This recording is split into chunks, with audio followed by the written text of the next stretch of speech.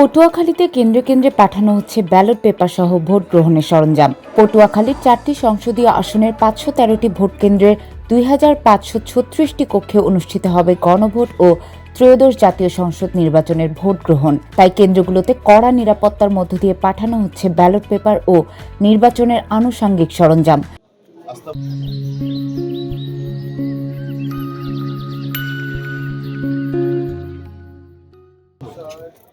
শনিবার সকাল 10টা থেকে জেলার 8টি উপজেলা পরিষদ থেকে সহকারী রিটার্নিং কর্মকর্তারা ভোট গ্রহণের এসব সরঞ্জাম বিতরণ করেন। জেলায় 15,09,587 জন ভোটারের বিপরীতে পটুয়াখালী 1 আসনে 5 জন, 2 আসনে 4 জন, 3 আসনে 4 জন ও 4 আসনে 3 জন প্রার্থী প্রতিদ্বন্দ্বিতা করছেন। যে কোনো অপ্রীতিকর ঘটনা এড়াতে মাঠে 26 প্লাটুন সেনাবাহিনী, 7 প্লাটুন বিজিবি, 6টি র্যাবের টিম, বিপুল সংখ্যক আনসার ও কোস্টগার্ড সদস্য সহ 1,500 পুলিশ এবং 30 জন ম্যাজিস্ট্রেট মাঠে মোতায়েন রয়েছে।